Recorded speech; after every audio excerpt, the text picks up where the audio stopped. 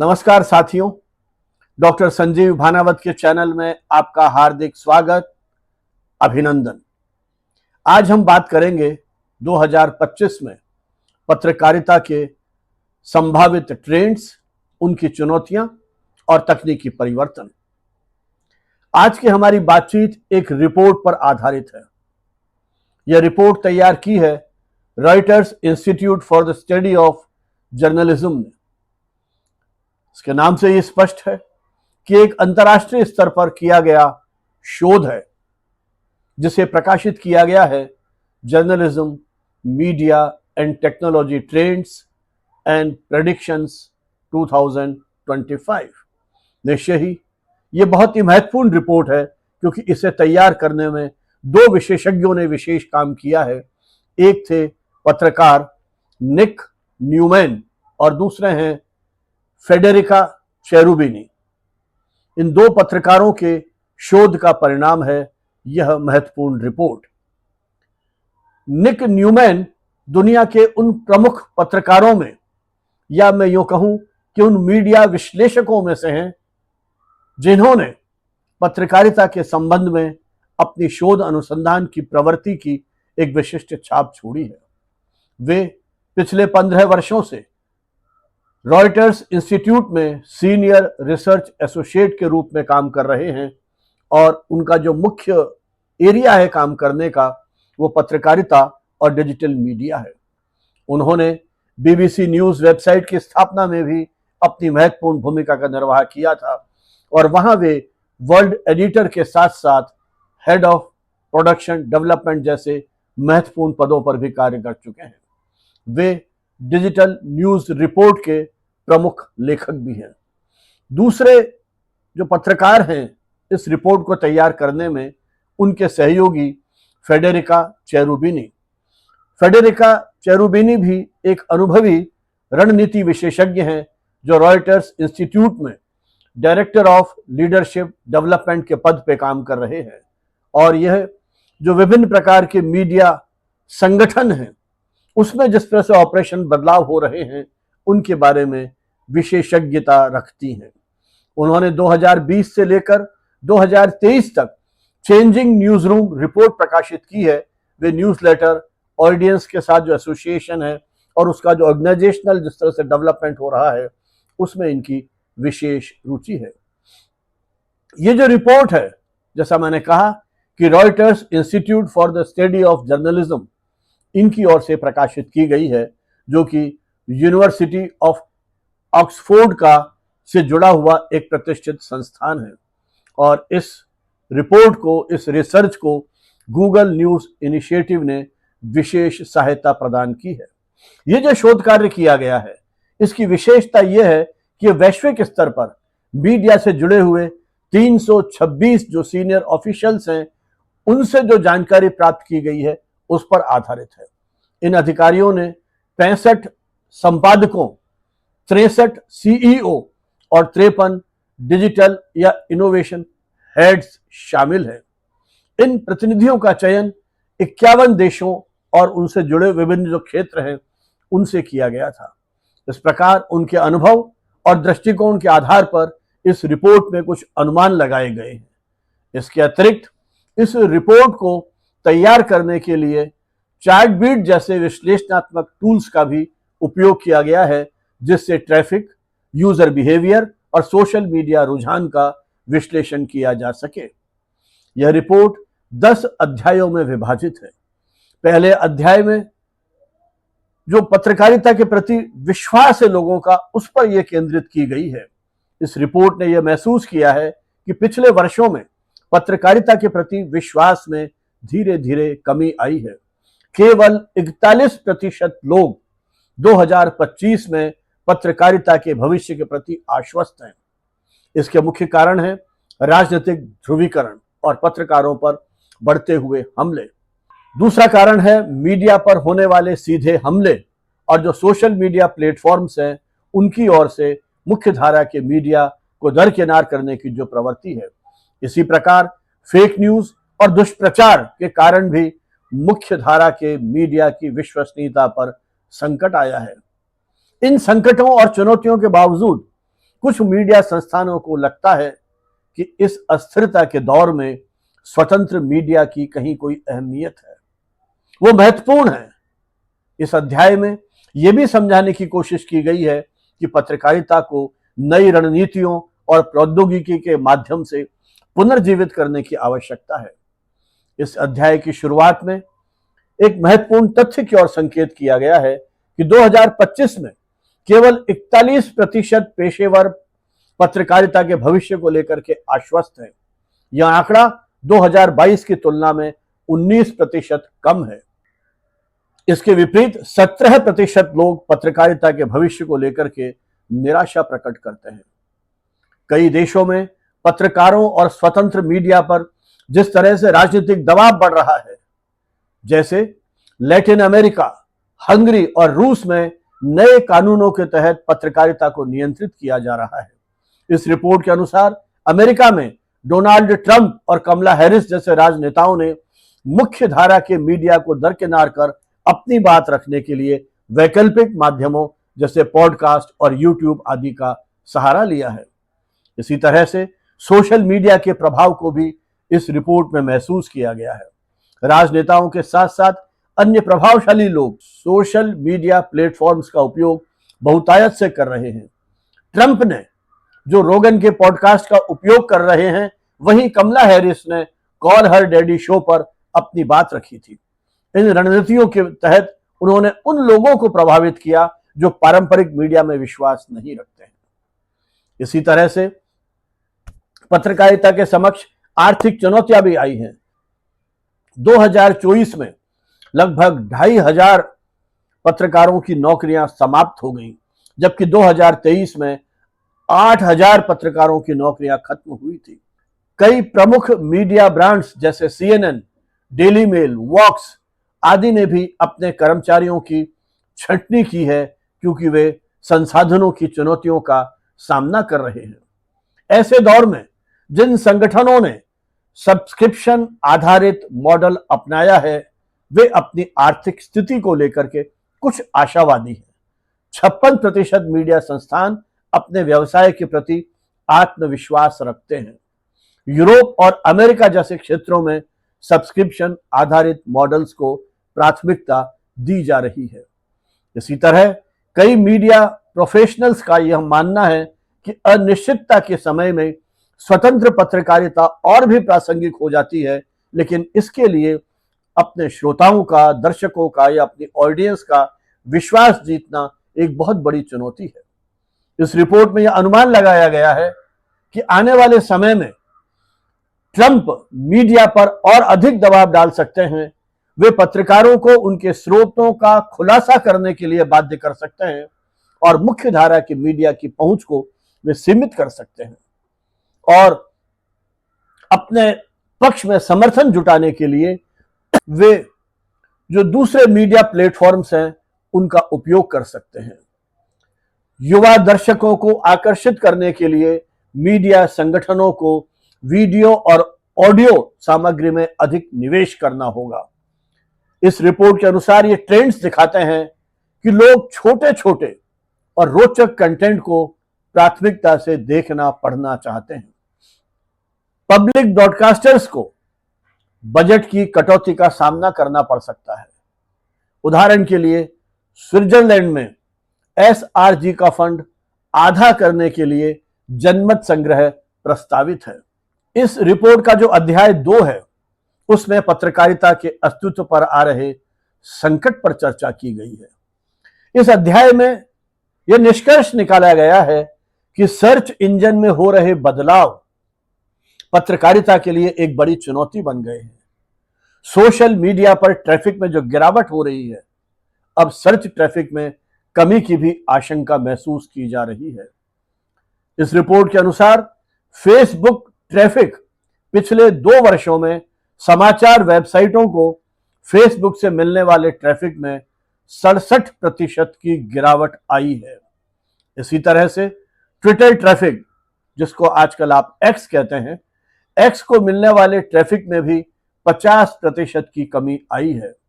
और Google traffic जो है, फिलहाल गूगल सर्च ट्रैफिक के बारे में यह कहा गया है कि वो स्थिर है।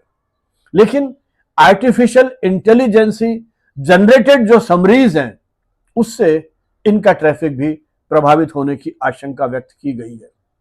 जो एआई जनरेटेड सामग्री है, गूगल ने एआई ओवरव्यू फीचर पेश किया है, जो सीधे सवालों का उत्तर देकर के उपयोगकर्ताओं को ट्रैफिक देने के बजाय निष्कर्ष प्रस्तुत करता है। उदाहरण के लिए गूगल की जो एआई जनरेटेड समरी है, उसमें न्यूज के पारंपरिक लिंक की जगह छोटे छोटे साइटेशन दिए जा रहे हैं। इससे समाचार वेबसाइटों को मिलने वाले ट्रैफिक में भी कमी आने की आशंकाएं हैं। दूसरी ओर एक नए तरह की प्रतिस्पर्धा शुरू हो गई है। ओपन एआई, परप्लेक्सिटी और अन्य नई कंपनियां सर्च ट्रैफिक के लिए भी प्रतिस्पर्धा कर रही हैं। इसी तरह से चैट जीपीटी सर्च, जो ओपन एआई ने लाइसेंसिंग डील्स के माध्यम से विश्वसनीय जानकारी के उपयोग करने का एक इनिशिएटिव लिया है। उदाहरण के लिए न्यूज कॉर्प ने ओपन एआई के साथ मिलकर $250 मिलियन का समझौता किया है। दूसरी ओर प्रकाशकों को इस बात की चिंता है कि सर्च ट्रैफिक में जिस तरह से गिरावट हो रही है, तो हमारा क्या होगा। 74% समाचार प्रकाशक, न्यूज पब्लिशर्स सर्च ट्रैफिक में जो संभावित गिरावट हुई है उसको लेकर के चिंतित और परेशान है। इसी तरह जो छोटे और स्वतंत्र प्रकाशक हैं, उनको लगता है कि एआई आधारित जो बदलाव हैं वो असमानता पैदा करेंगे और बड़ी कंपनियों के साथ विशेष प्रकार की डील्स करने के कारण जो छोटे प्रकाशक हैं उनको इसमें भारी नुकसान हो सकता है। अब इसका समाधान क्या हो, क्या रणनीतियां अपनाई जाएं? अब 72% प्रकाशक ये चाहते हैं कि एआई कंपनियों के साथ एक सामूहिक रूप से समझौता किया जाए ताकि पूरे मीडिया उद्योग जो है वो उससे लाभान्वित हो सके। दूसरी ओर कनाडा और अन्य देशों में एआई प्लेटफॉर्म्स के खिलाफ कानूनी कार्रवाई की जा रही है, जहां इन कंपनियों ने पत्रकारिता की सामग्री का बिना अनुमति उपयोग किया है। कॉपीराइट के इश्यूज खड़े हो रहे हैं, उसको लेकर के भी चिंता प्रकट की जा रही है। इसी तरह से नए इंटरमीडिएरी प्लेटफॉर्म्स जो हैं, जैसे prorata.ai प्लेटफॉर्म के साथ छोटे और बड़े दोनों प्रकार के प्रकाशकों को शामिल करने का प्रयास किया जा रहा है। भविष्य के बारे में अनुमान लगाते हुए यह रिपोर्ट कहती है कि ऑस्ट्रेलिया में सरकार ने न्यूज बार्गेनिंग कोड लागू किया है, जिससे प्लेटफॉर्म को मीडिया कंपनियों को भुगतान करना पड़ता है। अन्य देश इस मॉडल को अपनाने पर विचार कर सकते हैं। अमेरिका में बड़ी तकनीकी कंपनियों पर अधिक विनियम लगाए जा सकते हैं। इस रिपोर्ट का जो तीसरा अध्याय है वो इन प्लेटफॉर्म की अनिश्चितताओं के बारे की चर्चा करता है और किस तरह से दुविधाएं बढ़ती जा रही हैं उसकी चर्चा करता है। मीडिया कंपनियों और बड़े तकनीकी प्लेटफॉर्म्स जैसे गूगल, मेटा, ओपन एआई के बीच में जो संबंध है वो जटिल होते जा रहे हैं। इस अध्याय में यह बताया गया है कि 2025 में मीडिया कंपनियां 3 अलग तरह के दृष्टिकोण अपना सकती हैं। 31% कंपनियां तकनीकी प्लेटफॉर्म्स के साथ अपने संबंधों को मजबूत करना चाहती हैं। वहीं दूसरी ओर 31% ही कंपनियां संबंधों को सीमित करना चाहती हैं, जबकि 36% कंपनियां मौजूदा स्तर पर संबंधों को बनाए रखना चाहती हैं। अब प्लेटफॉर्म्स के प्रति किस तरह का दृष्टिकोण विकसित हो रहा है, इस बारे में इस रिपोर्ट में यह अनुमान लगाया गया है कि ओपन एआई और परप्लेक्सिटी जैसे एआई प्लेटफॉर्म्स के साथ संबंध मजबूत करने के लिए प्राथमिकता देखी जा रही है। इस सर्वे में 56% से अधिक लोगों ने कहा है कि वे एआई प्लेटफॉर्म के साथ जुड़ने के लिए अधिक प्रयास करेंगे। दूसरी ओर फेसबुक और ट्विटर, जिसको आप अब एक्स कहते हैं, जैसे प्लेटफॉर्म के प्रति धीरे धीरे आम आदमी में एक नकारात्मक दृष्टि जो है विकसित हो रही है। फेसबुक के प्रति -42% और एक्स के प्रति -68% का रुझान दर्ज किया गया है, जो यह बताया है कि मीडिया कंपनियां अब इन प्लेटफॉर्म्स के साथ दूरी बना रही हैं। इसका विकल्प क्या है? व्हाट्सएप +39%, लिंक्डइन +39% और ब्लू स्काई +38% जैसे नए विकल्पों की ओर झुकाव बढ़ता जा रहा है। गूगल डिस्कवर +27% एक प्रमुख रेफरल स्रोत के रूप में उभर रहा है। इसी तरह से यूट्यूब और टिकटॉक का प्रभाव बढ़ता चला जा रहा है। यूट्यूब जहां +52 और टिकटॉक +48% जैसे वीडियो प्लेटफॉर्म्स पर मीडिया कंपनियां अब अधिक ध्यान केंद्रित कर रही हैं। इसी प्रकार इंस्टाग्राम भी +43% शॉर्ट फॉर्म वीडियो के लिए महत्वपूर्ण बनता जा रहा है। इसके सामने चुनौतियां क्या है? सबसे बड़ी चुनौती है वीडियो सामग्री बनाने की, जो पारंपरिक प्रिंट आधारित न्यूज रूम के लिए एक चुनौती हो सकती है। शॉर्ट फॉर्म वीडियो से रेवेन्यू जनरेट करना और ट्रैफिक वेबसाइट लाना एक बहुत बड़ी चुनौती है। ऐसे में भविष्य की संभावनाओं की तरफ संकेत करते हुए रिपोर्ट कहती है कि अमेरिका में टिकटॉक जैसे प्लेटफॉर्म पर प्रतिबंध लगाया जा सकता है। इसी तरह से एलन मस्क के नेतृत्व वाले एक्स को भी सामग्री मॉडरेशन की कमी के लिए यूरोप में भारी जुर्माने और प्रतिबंध का सामना करना पड़ सकता है। मीडिया कंपनियां अपने होम पेज और एप्स में वीडियो कैरोसेल्स को शामिल कर रही हैं। उदाहरण के लिए द इकोनॉमिस्ट और बीबीसी अपनी वेबसाइटों पर वीडियो कैरोसेल्स प्रस्तुत कर रही हैं। एक्स ट्विटर के विकल्प के रूप में ब्लू स्काई तेजी से लोकप्रिय हो रहा है, विशेष रूप से पत्रकारों और प्रगतिशील ऑडियंस के बीच में यह विशेष लोकप्रियता हासिल कर रहा है।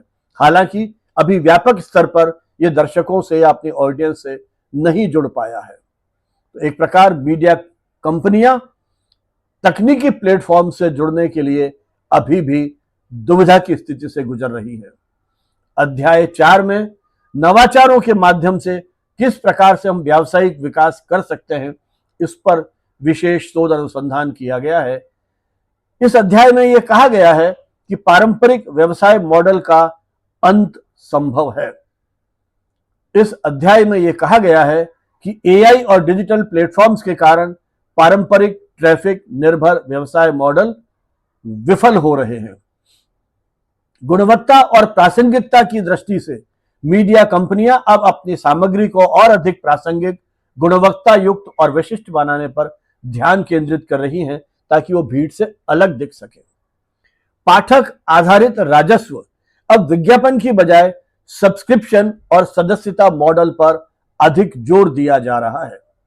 राजस्व के प्रमुख स्रोतों की चर्चा करते हुए सर्वे में यह बात सामने आई है कि मीडिया कंपनियां 3 से 4 अलग अलग राजस्व क्षेत्रों का उपयोग कर रही हैं, जिनमें सब्सक्रिप्शन और सदस्यता। 77% कंपनियां इसे अपने प्राथमिक राजस्व स्रोत के रूप में देख रही हैं। इसी तरह से प्रदर्शन विज्ञापन 69% कंपनियां अभी भी डिजिटल विज्ञापनों को महत्वपूर्ण मान रही हैं। 36% कंपनियां एआई प्लेटफॉर्म्स से फंडिंग पर ध्यान दे रही हैं और 19% कंपनियां क्राउड फंडिंग और डोनेशन के माध्यम से भी राजस्व अर्जित कर रही हैं। इवेंट्स में 48% कंपनियां हैं और ई कॉमर्स में 29% जुड़े हुए हैं। सब्सक्रिप्शन मॉडल्स की अपनी चुनौतियां हैं। सब्सक्रिप्शन की संख्या बढ़ रही है, लेकिन इसकी गति बहुत धीमी है। प्रिंट रेवेन्यू में जिस तरह से गिरावट आ रही है, तो डिजिटल सब्सक्रिप्शन उस बैलेंस को, संतुलन को नहीं बना पा रहा है। सबस्टैक और यूट्यूब जैसे स्वतंत्र क्रिएटर्स पारंपरिक मीडिया के साथ प्रतिस्पर्धा कर रहे हैं। नवाचार की आवश्यकताओं पर बल देते हुए यह रिपोर्ट कहती है कि 44% मीडिया कंपनियां ये मानती हैं कि व्यावसायिक विकास के लिए नए उत्पाद विकसित करना आवश्यक है।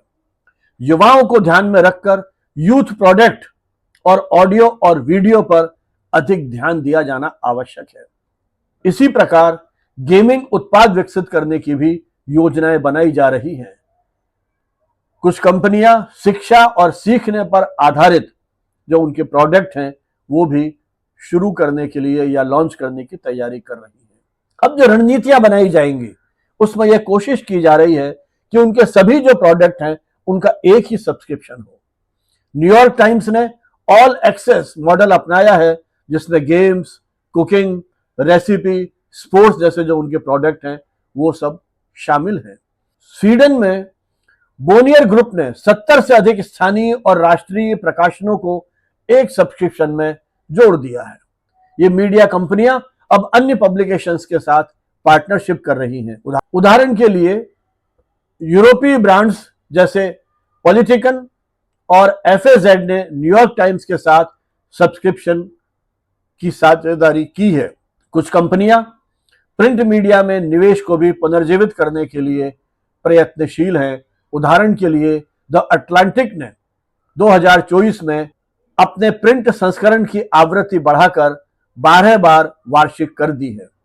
डिजिटल मीडिया कंपनियां टॉर्टोइस मीडिया ने द ऑब्जर्वर, जो दुनिया का सबसे पुराना रविवार का अखबार है, उसे खरीदा और पुनर्जीवित करने के लिए $25 मिलियन का उसमें निवेश किया गया है।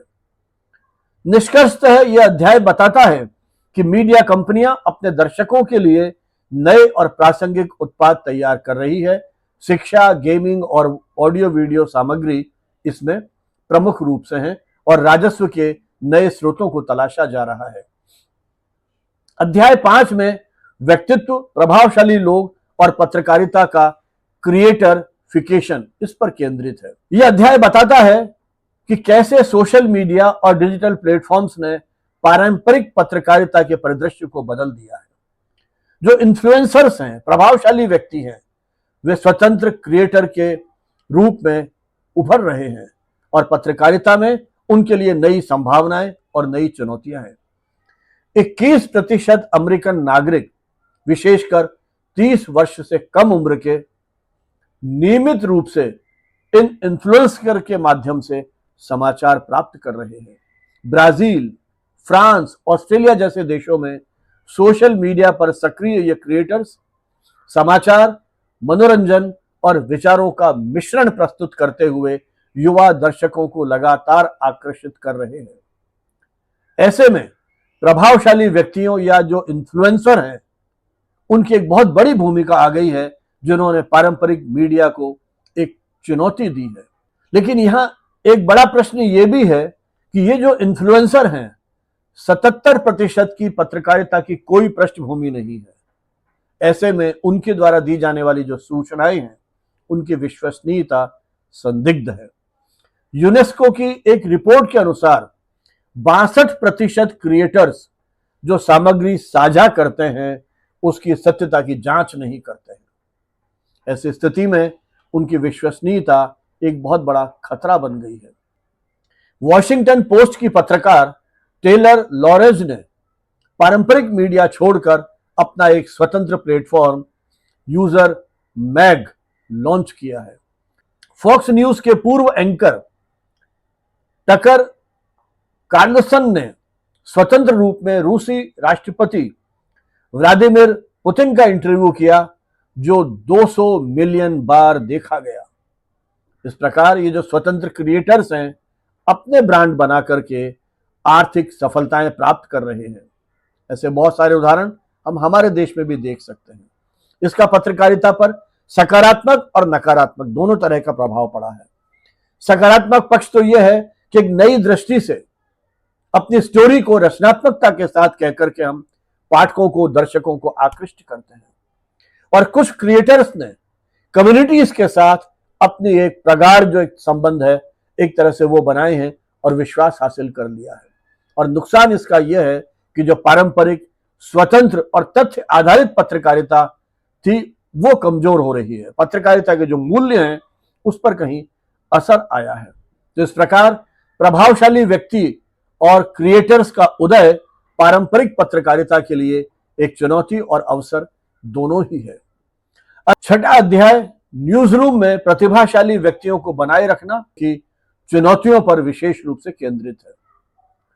इस रिपोर्ट के अनुसार मीडिया संगठनों को डिजाइन, डेटा साइंस और इंजीनियरिंग जैसे क्षेत्रों में विशेषज्ञता की आवश्यकता है, लेकिन इनकी भूमिकाओं में बहुत अधिक प्रतिस्पर्धा बढ़ती जा रही है।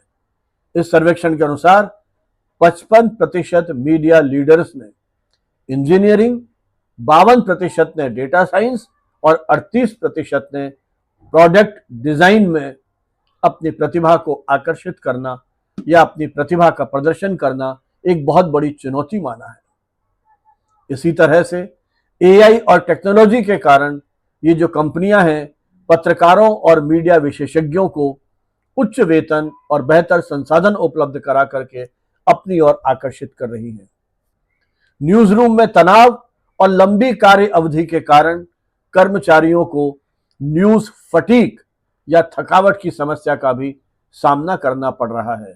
डिजिटल युग में तेजी से काम करने का जो दबाव बढ़ता जा रहा है, इसने हमारे मानसिक स्वास्थ्य पर भी नकारात्मक प्रभाव डाला है।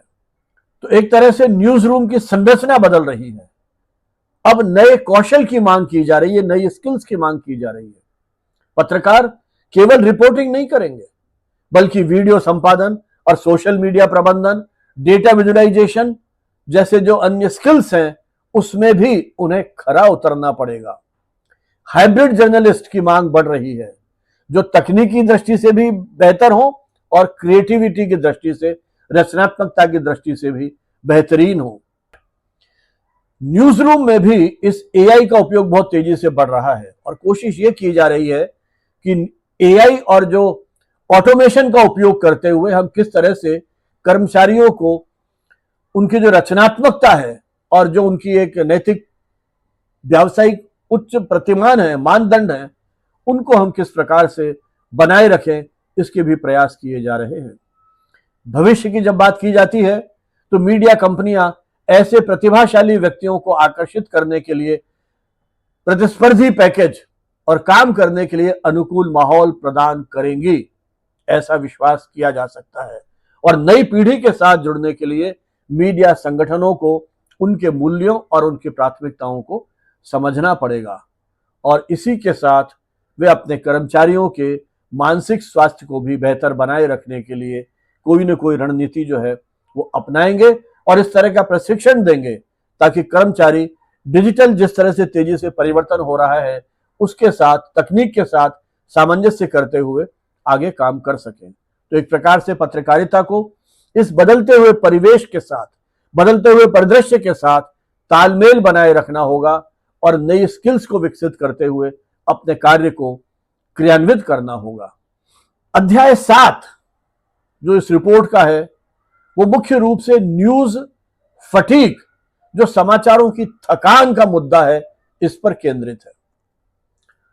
यह अध्याय ये बताता है कि पत्रकार के साथ साथ जो ऑडियंस है, वो भी समाचारों की अधिकता के कारण और उसकी निगेटिविटी के कारण, नकारात्मकता के कारण थकान महसूस करते हैं। जो ऑडियंस की आदतें हैं, वो किस तरह से बदल रही हैं। महामारी, वैश्विक घटनाएं, युद्ध, जलवायु संकट आदि बहुत सारी ऐसी निगेटिव खबरें हैं जिन्हें सवेरे ही सवेरे पढ़ करके, देख करके कहीं हमारा आत्मविश्वास डोलने लगता है।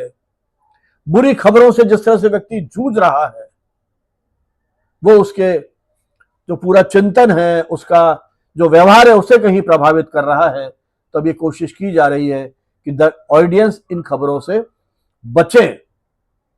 2024 के एक सर्वेक्षण में यह पाया गया कि 38% दर्शक समाचारों से जानबूझकर बचने की प्रवृत्ति को अपनाते हैं। न्यूज रूम में लंबे समय तक लगातार काम करना और कठिन परिस्थितियों के कारण पत्रकारों को मानसिक और शारीरिक थकावट का सामना करना पड़ता है और लगातार निगेटिव रिपोर्टिंग करने के कारण इमोशनल बर्नआउट जैसी प्रॉब्लम्स भी हो रही हैं। इसी तरह इंफॉर्मेशन ओवरलोड का जिस तरह से सामना करना पड़ रहा है, वो भी इस डिजिटल प्लेटफॉर्म पे एक बहुत बड़ी समस्या और चुनौती बन गई है। ऐसे दौर में सामान्य दर्शक को या ऑडियंस को लगने लगा है कि मुख्य धारा का मीडिया जो है वो विश्वसनीय नहीं है और गलत जानकारी और पक्षपातपूर्ण या पूर्वाग्रह से युक्त जो रिपोर्टिंग हो रही है, उससे जो ऑडियंस है वो इन समाचारों से धीरे धीरे दूर होती चली जा रही है। तो इसलिए आवश्यकता है कि पत्रकारिता को और अधिक सकारात्मक और संतुलित बनाए और समाधान आधारित सॉल्यूशन बेस्ड जर्नलिज्म का दौर आने वाला है।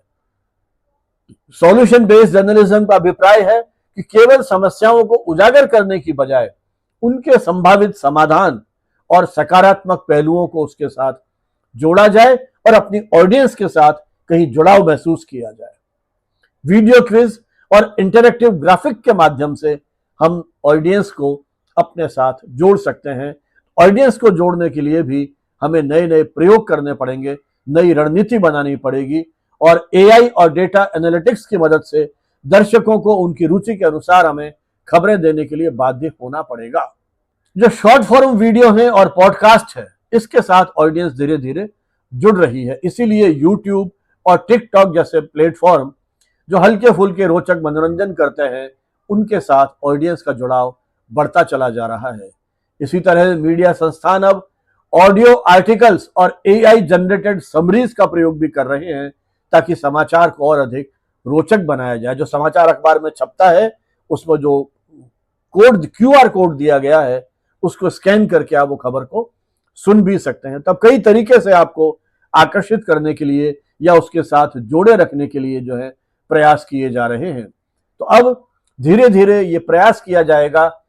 ऐसा अनुमान है कि आने वाले समय में खबरों को और अधिक सकारात्मक बनाया जाए, उसे प्रेरणादायक बनाया जाए ताकि दर्शकों को पत्रकारिता से, समाचारों से जोड़ने के लिए सॉल्यूशन फोकस्ड रिपोर्टिंग को हम प्रोत्साहित कर सकें। और इसके लिए पत्रकारों को बाकायदा तनाव प्रबंधन और प्रशिक्षण कार्यक्रम जो है वो आयोजित किए जा रहे हैं। यदि उनके मानसिक स्वास्थ्य पर ध्यान दिया जाएगा तो निश्चित रूप से वो बेहतर परिणाम भी देंगे। एआई तकनीक का उपयोग करके हम कस्टमाइज्ड न्यूज दे पाएंगे जो हमारी ऑडियंस के लिए एक प्राथमिकता का कारण बन सकती है और वो उन समाचारों के साथ कहीं जुड़ भी सकते हैं। 8वां अध्याय जो है वो जनरेटिव एआई और न्यूज रूम परिवर्तन पर केंद्रित है। इस अध्याय में यह बताया गया है कि जनरेटिव एआई किस तरह से न्यूज रूम में परिवर्तन लेकर के आ रहा है। न्यूज रूम में 87% मीडिया प्रोफेशनल्स का यह मानना है कि एआई तकनीक ने उनके उस कार्यकलाप को पूरी तरह से या आंशिक रूप से बदल दिया है। एआई तकनीक का उपयोग सामग्री निर्माण से लेकर के ट्रांसक्रिप्शन और डेटा एनालिसिस और अनुवाद तक के लिए उसका किया जा रहा है। न्यूज रूम में एआई का प्रभाव बढ़ता चला जा रहा है। जनरेटिव एआई से जो रिपीटेटिव कार्य हैं, जैसे लेखों का उनको सारांश बनाना, ट्रांसक्रिप्ट करना, डेटा क्लीनिंग करना, ये ऑटोमेशन के माध्यम से भी किया जा सकता है। इस प्रकार पत्रकार और अधिक गंभीर और जटिल कार्य है उसकी ओर अपना ध्यान केंद्रित कर सकते हैं। रूटीन के कार्य जो हैं वो इन मशीनों के द्वारा या एआई के द्वारा किया जाना संभव हो जाएगा। एआई की मदद से सामग्री का ऑडियो, वीडियो और मल्टीपल जो दूसरे प्लेटफॉर्म हैं उनकी प्रकृति के अनुरूप उसे हम परिवर्तित कर पाएंगे। एआई टेक्स्ट को ऑडियो में बदल सकता है, वीडियो में बदल सकता है, जिससे समाचार बहुत अधिक सुलभ हो जाएंगे और अपनी ऑडियंस में लोकप्रिय भी हो जाएंगे। 65% न्यूज रूम एआई का उपयोग बहुभाषीय सामग्री के निर्माण में कर रहे हैं। अब आप तुरंत उसको दूसरी भाषाओं में अनुवाद कर सकते हैं, तो मूल अनुवाद आपको मिल जाएगा। उसके बाद आप उसको अपनी रचनात्मकता का पुट जो है उसमें दे सकते हैं। तो इस प्रकार से आपकी न्यूज को आप वैश्विक समुदाय तक तुरंत भेज सकते हैं।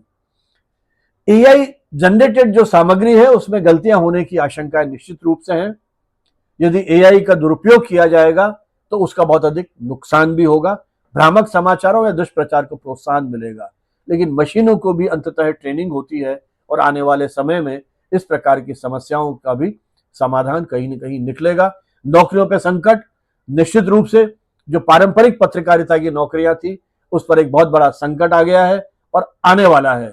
विशेष रूप से कंटेंट क्रिएटर्स, ट्रांसक्रिप्शनिस्ट और डेटा जर्नलिस्ट जैसी जो नौकरियां हैं वो धीरे धीरे असुरक्षित हो रही हैं। नैतिकता से जुड़े हुए मुद्दे, कानूनी मुद्दे, ये भी बहुत तेजी से आ रहे हैं। एआई से संबंधित कॉपीराइट, डेटा गोपनीयता और पारदर्शिता जैसे मुद्दों को हल करना बहुत जरूरी हो गया है। एआई को जिम्मेदारी से लागू करना न्यूज रूम के लिए प्राथमिकता होनी चाहिए, नहीं तो कई तरह की चुनौतियां आने वाले समय में खड़ी हो जाएंगी। एआई की मदद से व्यक्तिगत रुचियों और प्राथमिकता के आधार पर समाचार प्रदान किया जाना संभव हो सकेगा, जिसको आप कस्टमाइज्ड कंटेंट कहते हैं। एआई संचालित चैटबॉट्स दर्शकों को उनकी पसंद के अनुसार समाचार खोजने में मदद कर सकते हैं।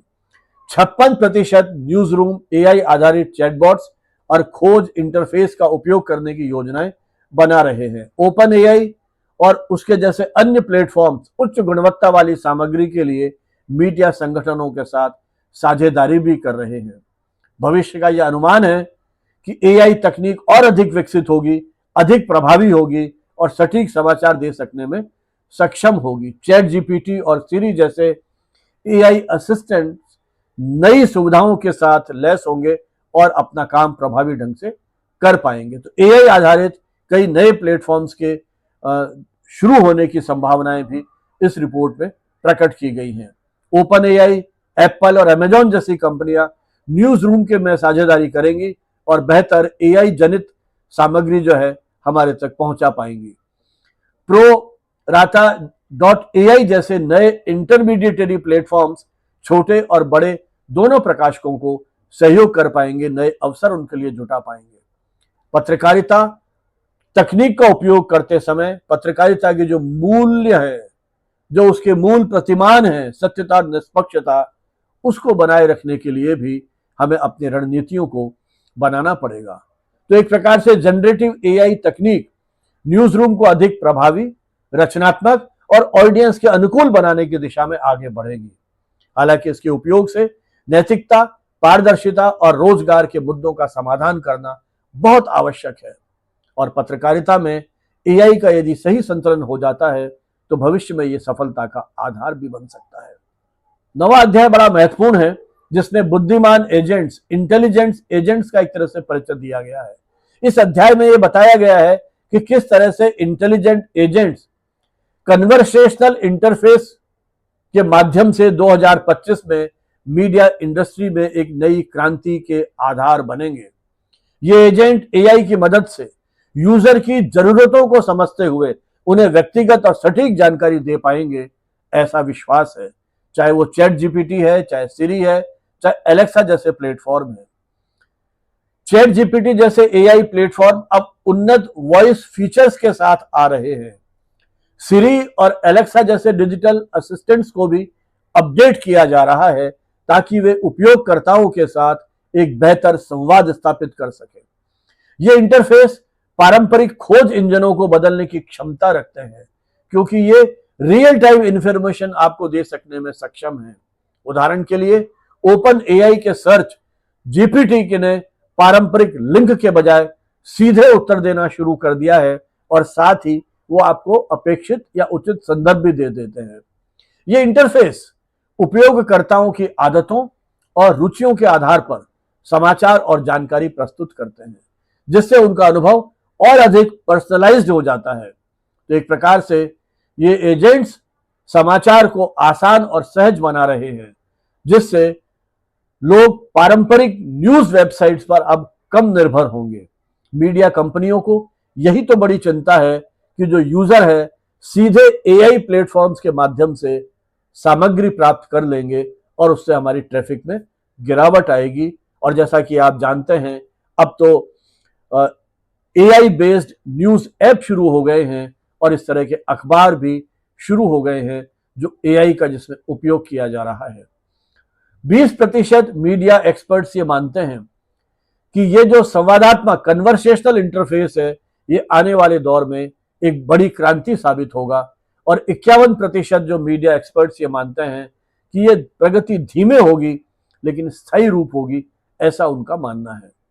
जो पब्लिशर्स हैं वे ये मानते हैं कि हम इन मीडिया संस्थानों के साथ पार्टनरशिप करें ताकि दर्शकों तक पहुंच सकें और इसके लिए वो ट्रैफिक या अन्य जो आय के स्रोत है उन्हें भी खोजने का प्रयास करेंगे। इसमें सबसे बड़ी चिंता और जो है वो है एक विश्वसनीय या भरोसेमंद जानकारी की, और जो स्रोत जहां से खबरें प्राप्त हो रही हैं उनकी मान्यता या उनकी जो क्रेडिबिलिटी है वो बहुत महत्वपूर्ण है। और क्या वो सोर्स को उसका उचित भुगतान करेंगे, उसको कंपनसेट करेंगे, ये भी एक मुख्य प्रश्न है। ये जब हमें सब कुछ ऑटोमेटिक मिल जाएगा तो कहीं ऐसा तो नहीं है कि हमारी स्वतंत्र खोज करने की क्षमताओं पर असर आ जाएगा, क्योंकि ये तुरंत आपको सामग्री दे रहा है। तो जो आपको श्रम करना पड़ता था कहीं उस श्रम के साथ जो आनंद जुड़ा हुआ था उस पर प्रहार न होने लगे, क्योंकि जब हम ढूंढते हैं चीजों को उसके साथ बहुत सारी चीजें हमको मिल जाती हैं, जबकि यहाँ पिन पॉइंटेड चीज आपको मिलेगी। ये जो एआई या इंटेलिजेंट एजेंट्स हैं ये केवल समाचार तक सीमित नहीं रहेंगे, बल्कि समाचार के अलावा भी जो बहुत सारे क्षेत्र हैं वहां से भी आपको जानकारियां मिलेंगी और आपकी व्यक्तिगत आवश्यकताओं की पूर्ति में भी ये एक महत्वपूर्ण माध्यम बनेंगे। तो मीडिया और एआई का सहयोग आने वाले दौर में उच्च गुणवत्ता युक्त सामग्री तैयार करके आपको दे सकता है, और हो सकता है कि जो पारदर्शिता और भरोसे की हम बात कर रहे हैं, उसकी चिंता कर रहे हैं, वो भी आने वाले समय में दूर हो जाए। लेकिन ये एआई और इंटेलिजेंट एजेंट्स और ये जो कन्वर्सेशनल इंटरफेस है ये 2025 में मीडिया उद्योग में एक बड़ा बदलाव लाएंगे, इसमें कोई दो राय नहीं है। ये इस रिपोर्ट में रेखांकित किया गया है। और जो इसका अंतिम अध्याय है जिसमें पत्रकारिता के भविष्य को लेकर के एक संतुलित दृष्टि जो है वो अपनाई गई है। जैसा हमने सभी अध्यायों को देखते हुए उनका विवेचन करते हुए इस बात को महसूस किया है कि इस रिपोर्ट ने उन चुनौतियों के साथ साथ उन संभावनाओं की ओर भी ध्यान दिया है, ताकि हम उन राजनीतिक दबावों, आर्थिक अनिश्चितता के बीच में किस तरह से पत्रकारिता अपना मूलभूत उद्देश्य जो है वो बनाए रख सकेगी। चाहे वो राजनीतिक हस्तक्षेप है, स्वतंत्र पत्रकारिता पर हो रहे हमले हैं, नीतिगत बाधाएं हैं, ये पत्रकारिता के लिए गंभीर चुनौतियां हैं। फेक न्यूज, भ्रामक समाचार और दुष्प्रचार के बढ़ते प्रसार ने पत्रकारिता के प्रति आम आदमी के विश्वास को भी हानि पहुंचाई है। तो इस प्रकार इस तकनीकी प्रतिस्पर्धा के दौर में कई नई चुनौतियां हैं, तो बहुत सारी नई संभावनाएं भी हमारे सामने आई हैं।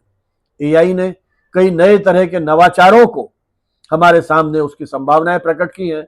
डिजिटल सामग्री ने एक नया दौर हमें दिखाया है, और आने वाले समय में हम एक बिल्कुल नई दुनिया जो है पत्रकारिता के क्षेत्र में हम देखने जा रहे हैं।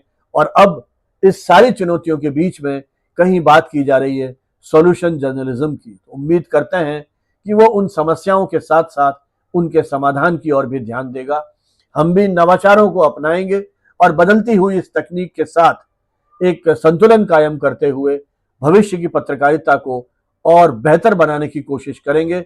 ये इस बात पर निर्भर करता है कि हम कितना अपनी जो पत्रकारिता की जो पारंपरिक भूमिका है, सत्य, निष्पक्षता और पारदर्शिता, उनको बनाए रखते हुए नई तकनीकों को अपनाते हुए दर्शकों की आवश्यकताओं को ध्यान में रखते हुए किस तरह से हम तालमेल या संतुलन बिठा पाते हैं, यही सबसे महत्वपूर्ण होगा। इस रिपोर्ट का मुख्य संदेश यही है कि पत्रकारिता को तकनीकी प्रगति और मूलभूत मूल्यों के बीच में संतुलन रखना होगा। मीडिया और प्लेटफॉर्म के बीच में सहयोग और नवाचार की पत्रकारिता को पुनर्जीवित करना होगा, और भविष्य की तैयारी चुनौतीपूर्ण समय में पत्रकारिता एक सशक्त, प्रासंगिक और प्रेरणादायक बन के रह सके, यही सबसे महत्वपूर्ण है। यही इस रिपोर्ट का मुख्य संदेश है।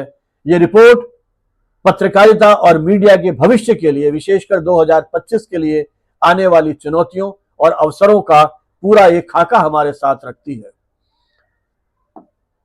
उम्मीद करते हैं इस सारे विवेचन के बाद आप निर्णय कर पाएंगे हम कैसे एक बेहतरीन पत्रकारिता की ओर आगे बढ़ें, कैसे तकनीक को एक संतुलित या संयमित रूप से उसका उपयोग करते हुए आगे के लिए कोई मार्ग तय कर पाएं।